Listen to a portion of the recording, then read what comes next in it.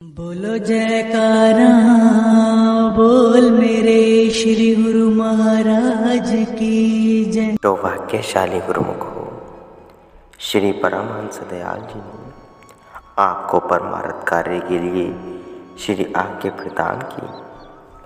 आप इस पद पर अथक परिश्रम से अनवरत बढ़ते जा रहे थे। अब आप जब भी श्री चरणों में पहुँचते तो श्री परमहंस दयाल जी आपको परम संत कहकर संबोधित करते। भक्त दीवान भगवान दास जी उच्च संस्कारी आत्मा थे। इनका जन्म टेरी में हुआ था। यह सावर झील पर नमक विभाग के अध्यक्ष पद पर थे। इन्होंने टेरी में किसी से यह वचन कहते हुए सुना कि आजकल श्री परमहंस दयाल जी श्री सद्गुरुदेव श्री दूसरी बादशाही जी को परम संत के नाम से पुकारा करते थे। अनन्य निष्ठा, उच्च भावना तथा श्री परमहंस दयाल जी की पावन संगति को प्राप्त कर भक्त जी के दिल पर भी प्रेम भक्ति का उज्जवल रंग चढ़ा हुआ था। भक्त जी भी श्री सद्गुरुदेव महाराज जी श्री दूसरी बादशाही जी को परम संत के नाम से संबोधित करने लगे। जब वे कहीं किसी स्थान पर श्री सद्गुरुदेव महाराज जी श्री दूसरी बादशाही जी मिलते, भक्त जी परम संत जी कहकर नतमस्तक हो जाते। सर्वप्रथम तो संत महापुरुषों का मिलना कठिन है। यदि मिल भी जाए तो उन्हें पहचानना कठिन है। विरले उच्च संस्कारी जीव ही महापुरुषों की शरण संगति में आकर उनकी आज्ञा का अनुसरण करते हैं। वे ही उनकी महानता को जानते हुए पूरा लाभ उठा सकते हैं। श्री सद्गुरुदेव महाराज जी श्री दूसरी बादशाही जी को परम संत बुलाते देखकर कुछ भक्तों के दिल में ईर्ष्या उत्पन्न हुई। उन्हें हर समय श्री सद्गुरुदेव महाराज जी को दूसरी बादशाही जी को परम संत के शुभ नाम से बुलाना अच्छा नहीं लगता था। एक बार इन ईर्ष्यालु भक्तों में से एक भक्त ने दीवान भगवान दास जी को एकांत में बुलाकर कहा, आप श्री सद्गुरुदेव महाराज जी श्री दूसरी बादशाही जी को श्री परम संत जी मत बुलाया करें, क्योंकि यह बात सबको अच्छी नहीं लगती। दुनियादारी भी कोई वस्तु होती है। वे परम संत बन थोड़े ही गए हैं। यहाँ हमें ऐसा बुलाने के लिए आज्ञा दी गई हो जो आप उन्हें इस नाम से बुलाते हो। आपके प्रति सबके दिल में रोष सा पैदा हो गया है। हमें यह अच्छा नहीं लगता। आप उन्हें बाहर या किसी के सामने इस नाम से बुलाना छोड़ दें। किंतु भक्त दीवान भगवान दास जी उन प्रेमियों में से नहीं थे जो लोगों की बातों में सद्गुरु की श्री मौज को न समझ सकते। उन्होंने उत्तर दिया, भक्त जी, क्या हुआ यदि लोगों को अच्छा नहीं लगता? इसमें संदेह की बात ही क्या है? यदि श्री परमहंस दयाल जी निज मुख से उन्हें परम संत बुलाते हैं तो हमें उनके श्री वचनों को मानना है, न कि दुनिया को देखना। हमें श्री सद्गुरुदेव महाराज जी श्री दूसरी बादशाही जी को परम संत बुलाने में क्या आपत्ति है? वे तो निश्चय ही परम संत हैं। उस समय भक्त दीवान भगवान दास जी ने अपनी अचल निष्ठा का प्रमाण यूं ही दिया। भक्त जी तो अपने निष्ठा पर अचल रहे, अपने मुख को इसी शुभ नाम से पवित्र करते रहे। उन्हें न दुनिया की परवाह थी, न मान अपमान की। वे अपने संकल्प के पक्के थे तथा श्री मौज ही सर्वस्व समझने वालों में से थे। फलस्वरूप आगे चलकर उन्होंने जिन अनमोल श्री अमर वचनों को श्रवण किया वे इस प्रकार हैं। एक बार श्री परमहंस दयाल जी विश्राम कर रहे थे। उस समय दीवान योगराज जी श्री चरणों की ओर बैठे थे तथा अन्य प्रेमी वही ईर्ष्यालु भक्त भी समीप बैठे थे। बाहर से आप श्री सद्गुरुदेव महाराज जी श्री दूसरी पातशाही जी का आगमन हुआ। साथ में दीवान भगवान दास जी भी थे। जो ही आपने श्री चरणों में दंडवत वंदना की तो दीवान भगवान दास जी ने, जिन्हें लोग चाचा जी भी कहते थे, कहा, योगराज जी श्री परमहंस संत जी आए हैं, उनके लिए स्थान बनाओ। दीवान योगराज जी उठ खड़े हुए और आपके बैठने के लिए आसन बना दिया। इतने में श्री परमहंस दयाल जी एकदम पूछने लगे, क्या है भैया? भाई दीवान योगराज जी ने उत्तर दिया, बाबा स्वरूप आनंद जी बाहर से आए हैं और चाचा जी ने कहा है कि परम संत जी आए हैं, इनके लिए स्थान बनाओ। श्री परमहंस दयाल जी आपका नाम सुनते ही प्रसन्नता में झूम उठे और फरमाने लगे, भक्त भगवान दास जी ने ठीक ही तो कहा है। जब हम कहते हैं तो इसमें संदेह ही क्या है। ये श्री रामचंद्र जी, श्री कृष्णचंद्र जी, श्री कबीर साहिब जी तथा बाबा नानक देव जी की निर्भय पदवी तक पहुँच चुके हैं।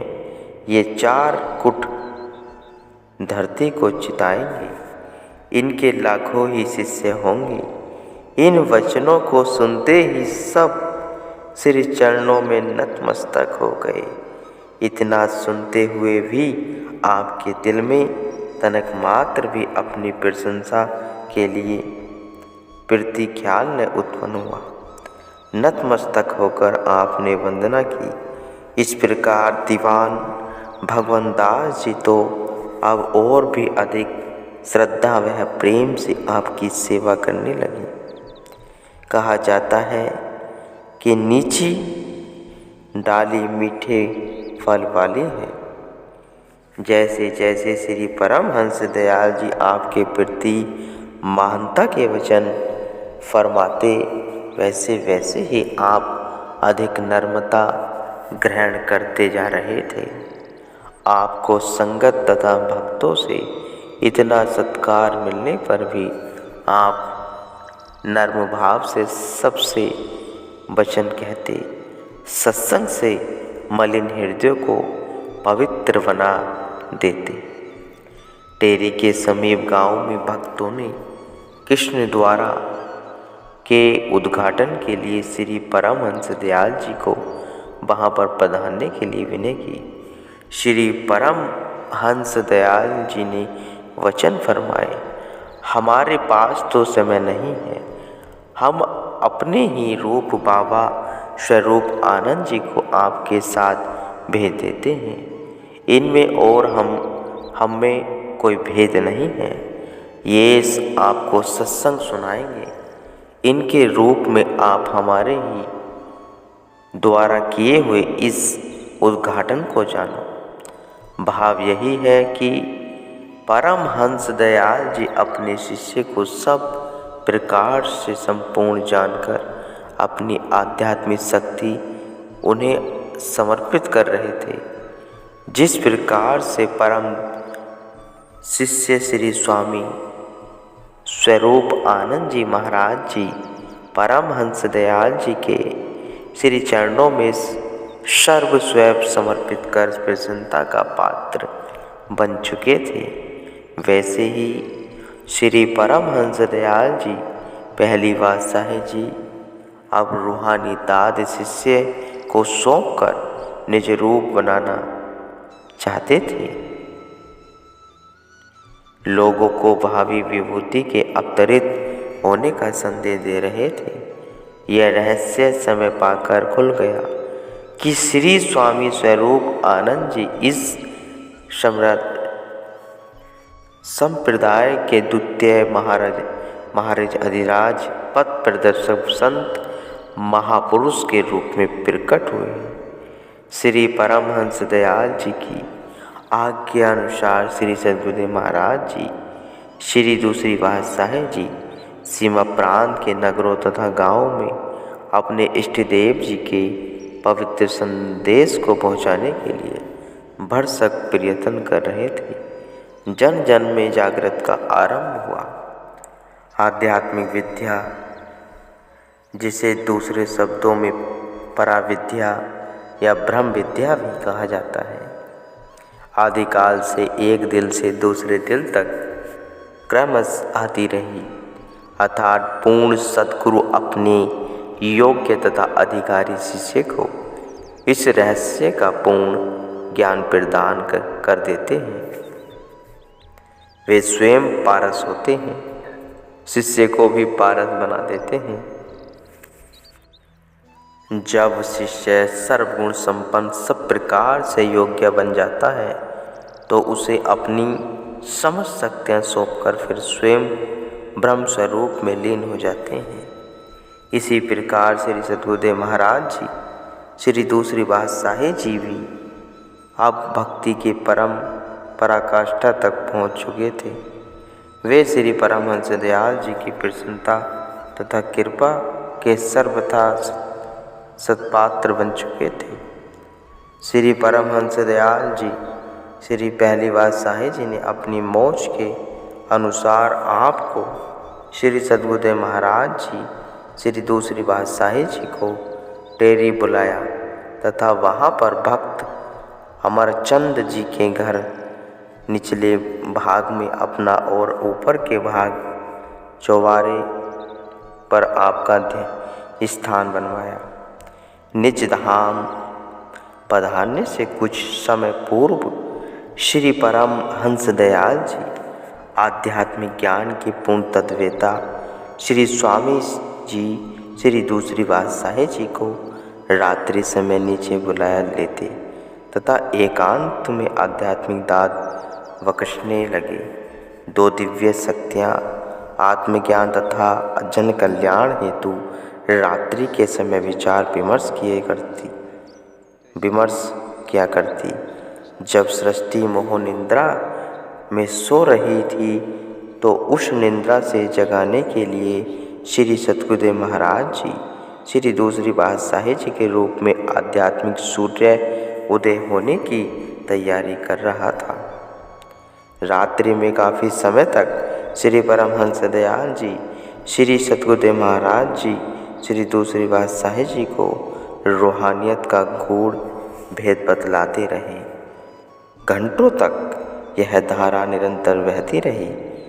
महापरिनिर्वाण से 2 मास 11 दिन पहले रात्रि को श्री दूसरी बादशाह जी को नित्य प्रति की भांति रात्रि के 2 बजे श्री परमहंस दयाल जी ने नीचे बुलाया, हृदय से लगाया और अपने ही स्वरूप का सत्कार दर्शन आप श्री सद्गुरुदेव महाराज जी श्री दूसरी बादशाह जी के घट में कराया। कमरे में प्रकाश ही प्रकाश फैल गया। इसी दीप्तिमान ज्योति से 2 दिव्य पुरुषों का आकरण हो गया। श्री परमहंस दयाल जी अब बिल्कुल निश्चिंत हो गए। उन्होंने निजी धाम पधारने से 2 मास पूर्व टेरी में एक आज्ञा पत्र 3 मई 1919 को लिखवाया था, जिसमें अपने उत्तराधिकारी के विषय में पवित्र अरसाद लिखवाई। अब 2 दिव्य शक्ति एकाकार हो चुकी थी। सतगुरु शिष्य की आत्मा, शिष्य सतगुरु की देही, लखा जो चाहे अलग को इन ही में ला के ले। अर्थात सेवक और स्वामी एक रूप हो गए। इन 2 शरीरों में आत्मा एक ही थी। अब जिसने श्री परमहंस दयाल जी के रूप को देखना हो, वह श्री सद्गुरुदेव महाराज जी श्री दूसरी पातशाही जी के स्वरूप को निहारे। इस प्रकार एक तत्व और उन्नति स्थापित कर श्री परमहंस दयाल जी ने आपको फरमाया, आप कुलाची की ओर जाइए, सत्संग उपदेश कार्य कीजिए और निश्चित समय पर आ जाना। श्री आज्ञा को सिरोधार्य कर आप आत्मानंद जी को साथ लेकर जाने लगे, तो उस समय कृपा सिंधु श्री परमहंस दयाल जी की दया फिर एक बार तरंगित हो उठी। आपके जाने से पहले फिर अरसाद हुआ, हम दिल से दुआ देते हैं कि आपके लाख शिष्य होंगे। केवल लाख ही नहीं, लाख तो बीच पर मात्र हैं। आप कुलाची की ओर जाइए, आप हर तरह से परिपूर्ण हो। हमारी दुआ आशीर्वाद आपके साथ है। आप सोए हुए मानवता को परमार्थ का संदेश दीजिए, यह हमारी अंतिम आज्ञा है। आप बहादुर खेल से होते हुए पन्नू तथा लक्के गए।